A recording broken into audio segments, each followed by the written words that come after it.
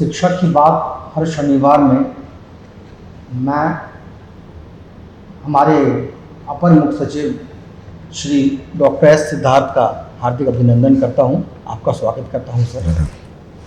Sir, ये कार्यक्रम हमने 26 अक्टूबर को एक बार शुरू किया था, जिसमें आप शिक्षकों के साथ वार्ता कर रहे थे, संवाद कर रहे थे। उसी श्रृंखला के तहत आज हम दोबारा यहाँ पर बात कर रहे हैं।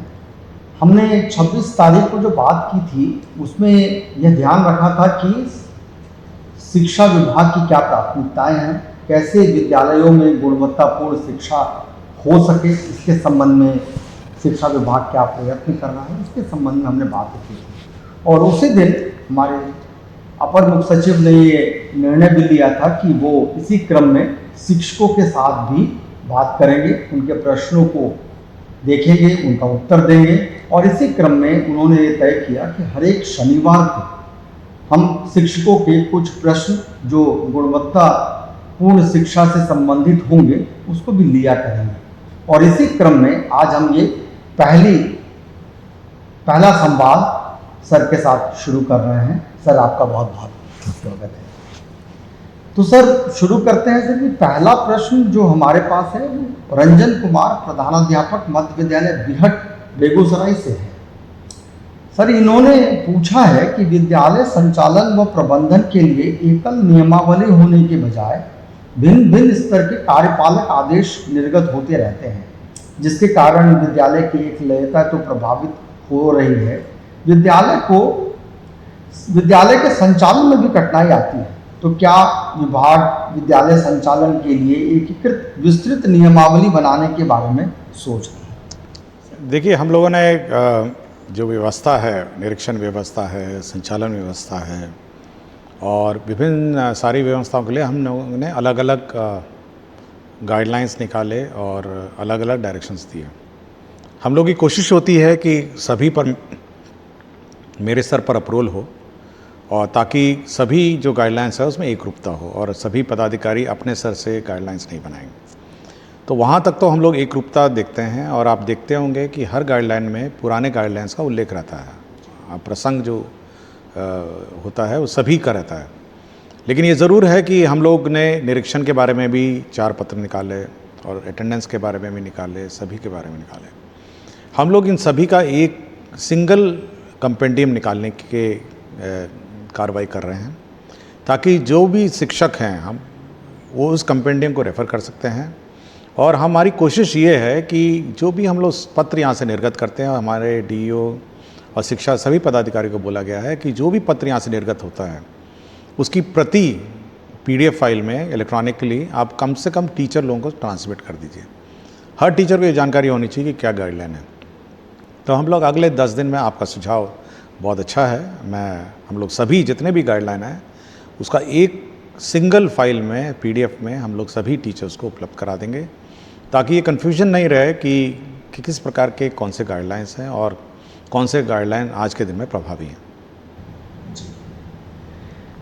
दूसरा सवाल सर हमारे गुणवत्ता को लेके है कि जिसमें चलिए बिहार, जैसा कि हम लोग सब जानते हैं कि पहली कक्षा से ही अंग्रेजी की पढ़ाई यहाँ राज्य में हो रही है।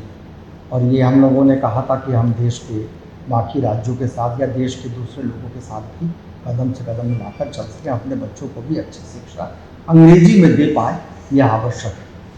इनका सवाल है सर, ये अंबुज कुमार हैं, उत्क्रमित उच्च विद्यालय लालोगढ़ बनमनखी पूर्णिया से। सर, इनका सवाल है कि गुणवत्तापूर्ण शिक्षा को स्थापित करने हेतु बिहार प्रदेश में हिंदी और अंग्रेजी दोनों भाषा में पढ़ाई जारी रखने की आवश्यकता है। बिहार में अब शिक्षकों की संख्या भी पर्याप्त है, क्या विभाग इस दिशा में कोई कदम उठाने जा रहे हैं?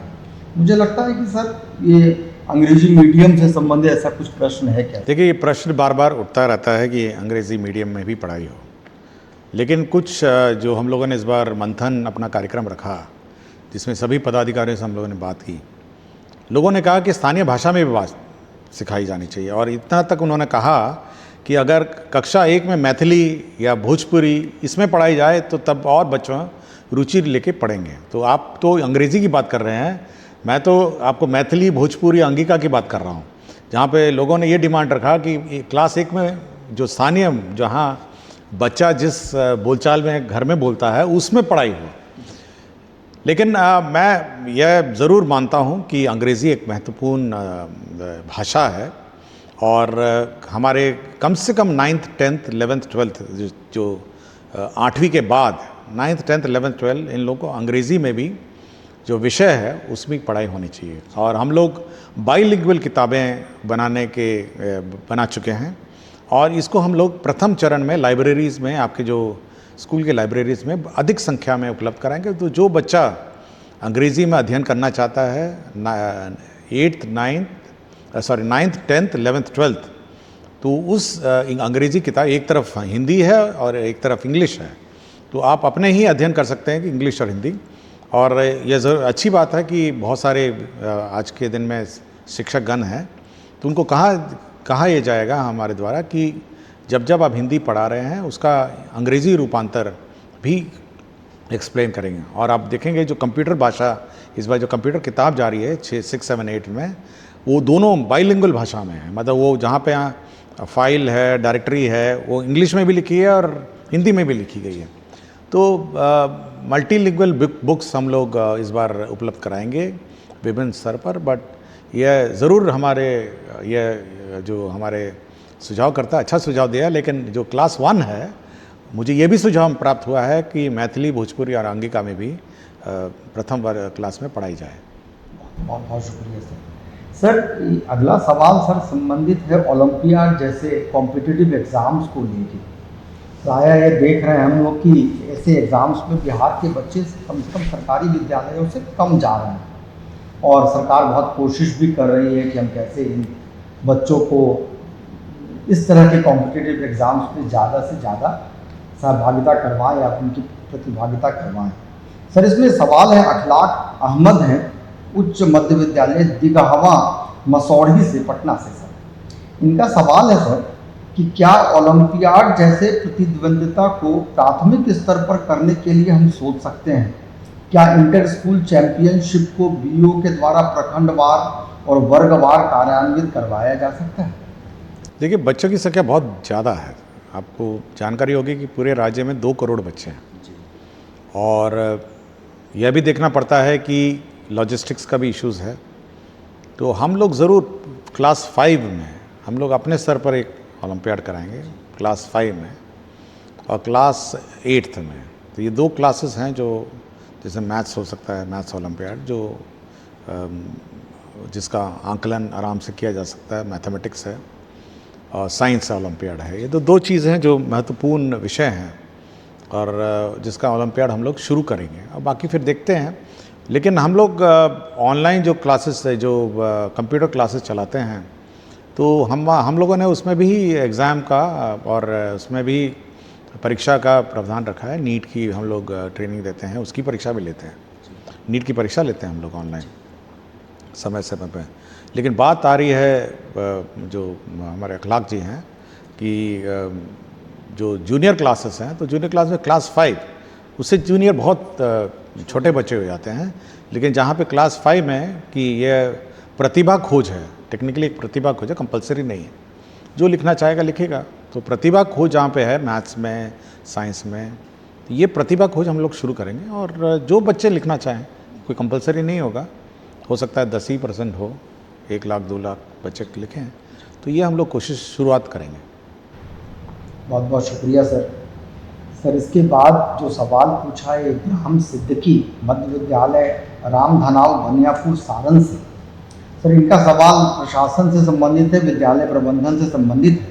सर क्या प्रत्येक विद्यालय को एक क्लर्क प्रदान किया जा सकता है ताकि विभिन्न प्रकार के रिपोर्ट एवं विद्यालय संबंधित अन्य सूचनाओं को उनके द्वारा संधारित किया जा सके और प्रधानाध्यापक और शिक्षक पठन पाठन के कार्यों में अपना 100% दे सके? देखिए, यह हम लोग के बहुत पहले ये सुझाव प्राप्त हुआ था और हम लोग चाहते हैं कि जो टीचर है, जो हेडमास्टर है, वो अपना पठन पाठन में पूर्ण रूप से अपना समय बिताएं।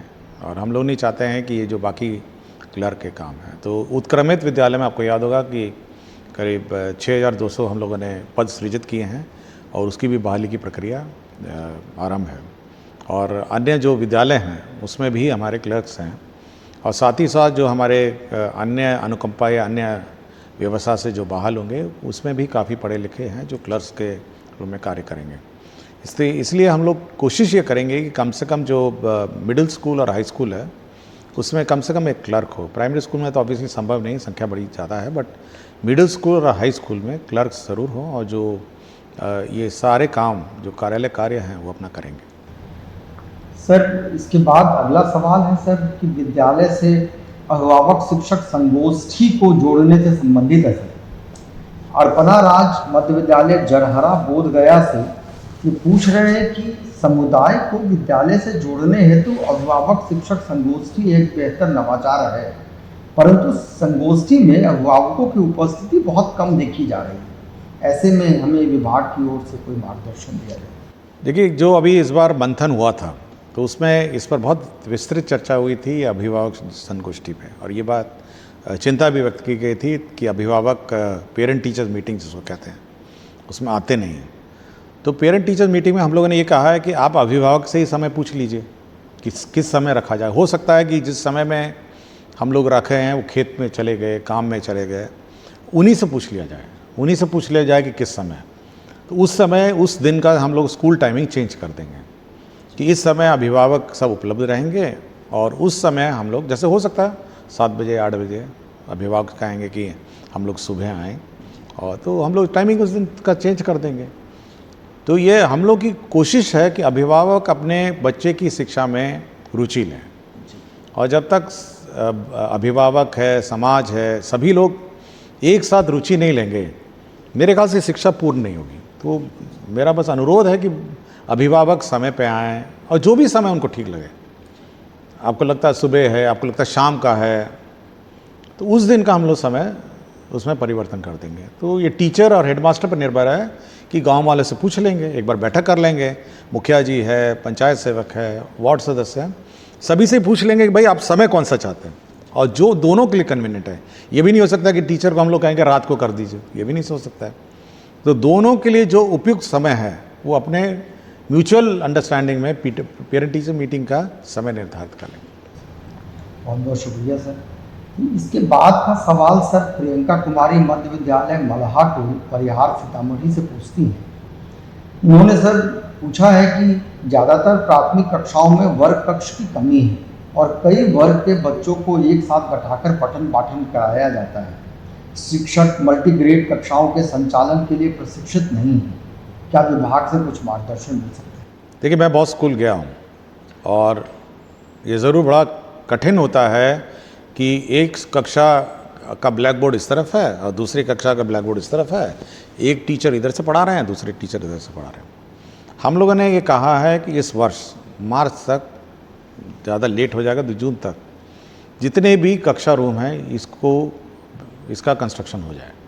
जो भी अतिरिक्त वर्ग कक्ष है, मल्टीपल फ्लोर्स का हो सकता है लेट हो जाए, लेकिन 100% जितने कक्षाएँ संचालित हैं उतने आप रूम आप सैंक्शन करके काम शुरू कर दीजिए। तो यह तो एक होता है कि इंफ्रास्ट्रक्चर हम लोग कंप्लीट सैंक्शन कर देंगे। तो जब तक आप इंफ्रास्ट्रक्चर कंप्लीट नहीं हो जाता है तो उसके लिए वैकल्पिक व्यवस्था क्या हो सकती है, यही प्रियंका जी पूछेंगी। तो हम लोगों ने ये कोशिश कर रहे हैं, हमारा जो टीचर ये डीओस का जो मंथन कार्यक्रम था, अभी जो चर्चाएँ हुई थी, उसमें उन लोगों ने कहा कि स्टैगर्ड टाइमिंग स्कूलों में लागू की जाए। तो कुछ क्लासेस पहले हो जाएं, कुछ क्लासेस बाद में हो जाएं, शिफ्ट में हो जाएं। तो क्योंकि अटेंडेंस का हमारा सॉफ्टवेयर फिक्स्ड है, मतलब वो 9 बजे लेता है, 4 बजे लेता है, तो उसको हम लोग संशोधित करेंगे थोड़ा सा। तो उस पर लगे हैं कि कैसे शिफ्ट और स्लॉट, और ये हेडमास्टर और टीचर पे छोड़ देंगे कि किस शिफ्ट पे कौन पढ़ाएगा और किस टाइमिंग से वो पढ़ाएंगे। तो यह व्यवस्था होने के बाद ये बहुत कठिन है, ये तो मैं भी जानता हूँ बहुत कठिन है कि 2 क्लासेस एक ही रूम में चल रहे हैं, और ये सामान्यतः मैंने देखा है, और जूनियर में तो और है। आप देखते हैं फर्स्ट सेकंड थर्ड तीनों एक साथ बैठे रहते हैं, और ये बहुत ही मुश्किल है क्योंकि उनके टीचिंग टेक्निक अलग है। अब क्लास 1 का टीचिंग टेक्निक बहुत अलग है, क्लास 2 का अलग है, क्लास 3 का अलग है। तो मैं टीचर्स की समस्या समझता हूँ, और मैं सभी 100% हम लोग जो क्लासरूम है वो सैंक्शन करेंगे, बिल्डिंग्स बनेंगे, लेकिन तब तक वो टाइमिंग हम लोग आगे पीछे करके इसको चलाएंगे। बहुत बहुत शुक्रिया सर। इसमें सही में मल्टीग्रेड टीचिंग एक समस्या भी है और किस तरीके से इसका निवारण हो इसके बारे में शिक्षक भी चिंतित हैं सर। विभाग की ये प्रायोरिटी है और कक्षाओं का जल्दी से जल्दी निर्माण किया जा रहा है। इसके बाद सर सवाल है जो ई शिक्षा कोर्स से संबंधित है। रविंद्र साफी जी हैं उत्क्रमित उच्च माध्यमिक विद्यालय सलहा बेनीपट्टी मधुबनी से। ये पूछते हैं कि क्या हम बच्चे की उपस्थिति भी इस शिक्षा कोर्स से लेने के बारे में सोच रहे हैं? हम लोगों ने इसका ट्रायल कर लिया जहाँ तक ई शिक्षा कोर्स से बच्चों का अटेंडेंस है, लेकिन जो अभी टैब भी प्रोक्योरमेंट की प्रक्रिया में है, जो टैब हम लोग उपलब्ध कराने की व्यवस्था में है, तो ट्रायल तो ले लिया गया है कि बच्चे की गिनती ऑटोमेटिकली जो टैब से फ़ोटो होगा ऑटोमेटिकली वो चेक कर लेगा किसका चेहरा कौन सा है और कितने बच्चे आज आ गए हैं। तो ट्रायल तो हो गया है और ट्रायल सक्सीड भी हो गया है। तो इसके लिए उचित ट्रेनिंग की आवश्यकता है, उचित व्यवस्था की आवश्यकता है और उचित टेक्नोलॉजी, मतलब लोगों को जानकारी हो, बच्चों को जानकारी हो, यह अवस्था है। तो इसका एक समय पे हम लोगों ने अपना टारगेट रखा है कि 1 जनवरी से हम लोग इसको फाइनली रोल आउट करेंगे। तो 2 महीना कम से कम हम लोग को लगेगा, लेकिन ट्रायल हम लोगों ने ले लिया है। मतलब हो सकता है जनवरी फरवरी हो जाए, बट इससे क्या होता है कि पहले तो अटेंडेंस आप डिजिटली मार्क करेंगे उस टैब पे। बाद में जब अटेंडेंस हो जाता है तो वो टैब पूछता है कि फ़ोटो चाहिए मुझे बच्चों का। तो फ़ोटो जब खींचता है तो वो अपने सर्वर पर ले जाता है और उसके बाद रात को जब कोई कार्यकलाप सॉफ्टवेयर में नहीं होता है, रात को वो सबका चेहरा सबका अटेंडेंस से मिलान करेगा। अच्छा। और अगले दिन मेरे टेबल पे आ जाएगा कि कितने अटेंडेंस थे और कितने बच्चे थे और कितना अंतर आया। तो कुछ तो सामान्य टेक्नोलॉजी अंतर हो सकता है, लाइट का अंतर हो सकता है, लेकिन अगर कोई बहुत ज़्यादा अंतर आ जाएगा तो वो तो मेरे सामने आ जाएगा कि भाई इतने बच्चे केवल 10 थे और अटेंडेंस लगा दिया 50। तो ये टेक्नोलॉजी ट्रायल हो चुकी है और सक्सेस भी हो चुकी है। अब ये प्रशिक्षण और बहुत हेवी ट्रेनिंग की आवश्यकता है, तो हम लोग ट्रेनिंग के बाद ही इसको लागू करेंगे।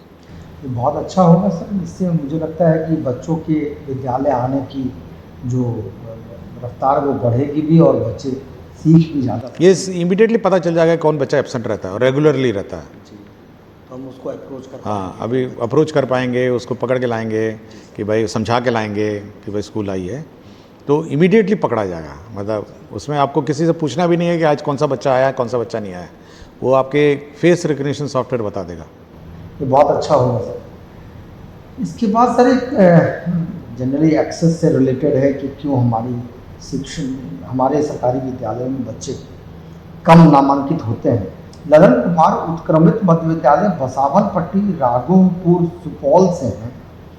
ये पूछते हैं कि एक सक्रिय व्यवस्था और मेहनती शिक्षकों के होते हुए भी सरकारी विद्यालयों में आम जनों का विश्वास कम क्यों हो रहा है सर? इसकी क्या? देखिए बसंत जी, मैं एक विद्यालय गया था, उर्दू माध्यमिक विद्यालय 12 में थी और बहुत बड़ा कैंपस था। मतलब हमको लगता है कि करीब 2.5-3 एकड़ का कैंपस था।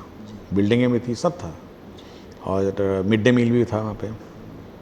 लेकिन बगल में दीवार के किनारे एक तो स्कूल, प्राइवेट स्कूल खड़ा हुआ था और उस स्कूल का निरीक्षण किया। हमारे बच्चे जो थे चौक में मिले, मतलब जो जीटी रोड के सड़क पे हमको मिले बच्चे, और 10 बजे का समय था, 10 सवा 10 बजे। मैं पूछा भी बच्चों से कि भाई 10 बजे तो स्कूल नहीं है। आराम से चलते हुए आ रहे थे, 2-3 लड़कियां थी चलती हुए आ रही थी। और जब हम स्कूल के अंदर घुसे तो पूरी मतलब इंफ्रास्ट्रक्चर वाइज सब कुछ था, कंप्यूटर भी था, क्लासरूम भी थे, सब कुछ था, बेंच था, डेस्क था और टीचर भी फुल थे। मतलब टीचर की संख्या एक भी एब्सेंट नहीं था टीचर, और अच्छे टीचर थे। मतलब बहुत पढ़े लिखे टीचर भी थे और वेल टू डू टीचर, मतलब अच्छे टीचर थे। कोई टीचर में त्रुटि नहीं थी, इंफ्रास्ट्रक्चर में त्रुटि नहीं थी, बेंच डेस्क में त्रुटि नहीं थी।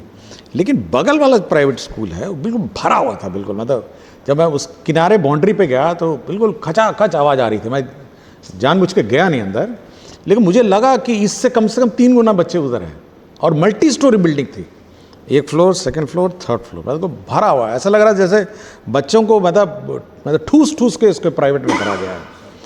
तो ये मानसिकता जो है ना, ये सामाजिक मानसिकता है, एक तो पेरेंट्स को गवर्नमेंट स्कूल को सीरियसली लेना चाहिए।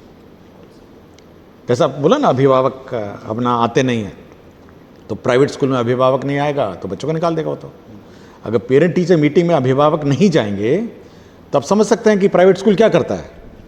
और अगर प्राइवेट स्कूल में अगर यूनिफॉर्म के बिना जाएंगे तब क्या करेगा? घुसने नहीं देगा, बाहर खड़ा कर देगा बाउंड्री के बाहर।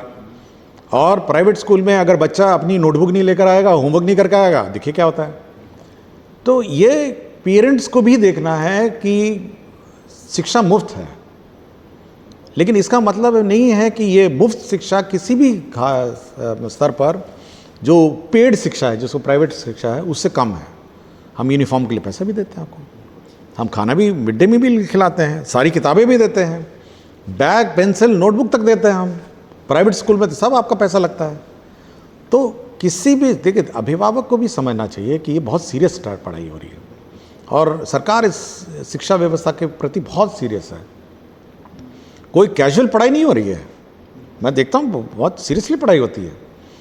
और परीक्षा तो बिहार बोर्ड को ही लेना है, वो बच्चे यहीं से अपेयर हो। हाँ, अब केवल एवरीडे मतलब good morning good evening English में बोल के, टाई पहन के और मतलब प्राइवेट यूनिफॉर्म पहनने से थोड़ा ना शिक्षा हो जाती है। मतलब अगर यही समझ है तब तो बड़ा चिंता का विषय है। तो सरकारी टीचिंग को पेरेंट्स, समाज, सभी लोगों को बहुत सीरियसली लेना चाहिए। और जब तक सब लोग नहीं लगेंगे, सब लोग, देखिए सामाजिक व्यवस्था है। मैं तो कभी कभी पूछता हूँ कि कभी यूट्यूबर मैंने देखा ऐसे घुस जाते हैं, टीचरों का प्रश्न पूछने लग देते हैं, क्लास चल रही है बच्चों का पूछने। मैं कभी कभी पूछता हूँ कि कभी प्राइवेट स्कूल में ट्राई किया यही बात? प्राइवेट स्कूल में गए और घुस जाइए प्राइवेट स्कूल में और किसी प्राइवेट टीचर से पूछ के देखिए, उन्होंने तो एग्जाम पास किए हैं वो लोग। तो उसकी तो परीक्षा भी नहीं होती है ना। यहाँ तो बीपीएससी लिखा है, अपना ये जो सक्षमता परीक्षा सब लिख के आए हैं। यहाँ तो they have qualified an exam. तो आप ट्राई वहाँ करिए ना। तो आप इस व्यवस्था को सीरियस लेना चाहिए and everybody should take it. मैं तो कहता हूँ पत्रकार को भी इसको सीरियसली लेना चाहिए। हम सुझाव लेने के लिए बहुत ओपन है, हम तो आज सुझाव ले ही रहे हैं आपसे। लेकिन इस व्यवस्था, शिक्षा व्यवस्था बहुत सीरियसली लिया जाए, पेरेंट्स सीरियसली लिया जाए। बच्चा अगर 9 बजे से पहले स्कूल नहीं जाए तो उसको डांटना चाहिए कि क्यों नहीं तुम स्कूल जा रहे हो, तुम्हारा तो 9 बजे स्कूल है। अब आराम से लड़कियां जा रही हैं 10 बजे, चौक में मिली, आराम से जा रही है, कोई अर्जेंसी नहीं, मतलब आराम से जा रही है। जैसे ऐसा लगता है जैसे कि मतलब हेड मास्टर जी अपना एक्सेप्ट कर ही लेंगे। अब लोग सोचता है कि सरकार चला रही है तो कैसे नहीं लेगा बच्चा, 11 बजे आएगा तो बच्चा क्यों नहीं क्लास में बैठेगा। ट्राई करिए ना, यही चीज़ ट्राई करिए प्राइवेट स्कूल में।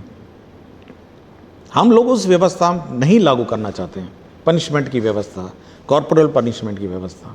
हम लोग चाहते हैं कि समाज कोऑपरेट करे, सब लोग कोऑपरेट करें। अब वो कहता है कि बस से, दुनिया भर से बस से इकट्ठा करके लाता है,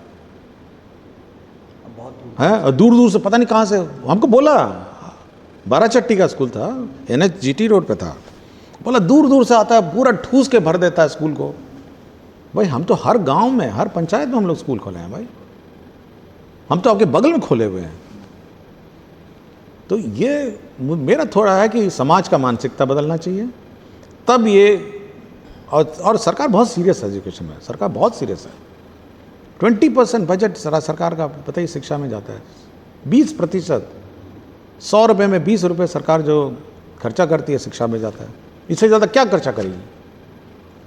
तो सब लोग उसको सीरियसली लें, और ये समाज का पैसा है, कोई व्यक्तिगत सरकार का, अपना किसी व्यक्ति का पैसा नहीं है, ये समाज का पैसा है, और उसे शिक्षा हम लोग देते हैं। तो सीरियसली इसको लिया जाए और सीरियसली इसको, मतलब इस व्यवस्था को सीरियसली कंसिडर की जाए।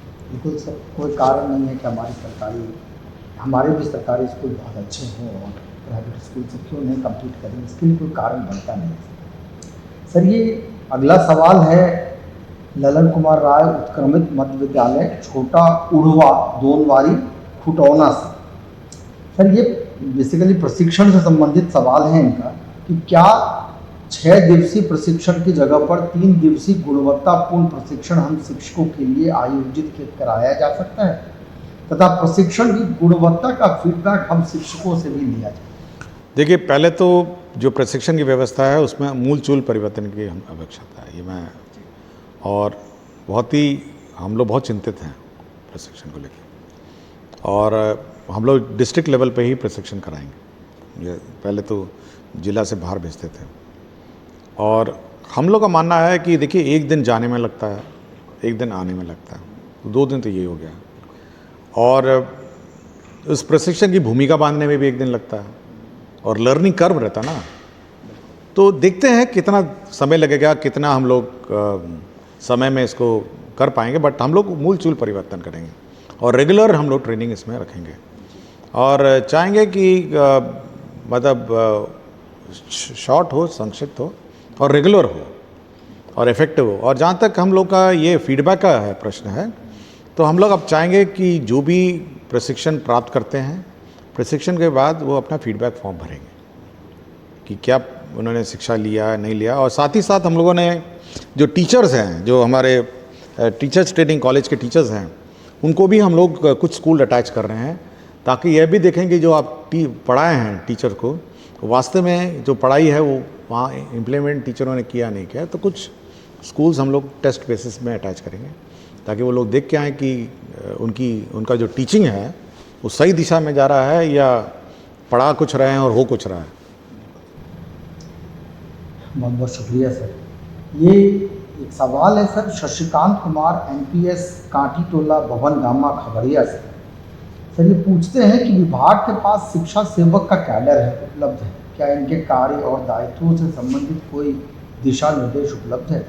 यदि है तो उसे सख्ती से लागू किया जा सकता है? देखिए, सबसे महत्वपूर्ण जो हमारे टोला सेवा का तालमी मरकज़ है, तो ये हमारे बहुत महत्वपूर्ण अंग है और ये सबसे गरीब टोलों में के प्रतिनिधि हैं और बहुत जहाँ पे शिक्षा की आवश्यकता है, अल्पसंख्यक टोलों में कार्य करते हैं और साथ ही साथ महादलित और अन्य टोलों में काम करते हैं।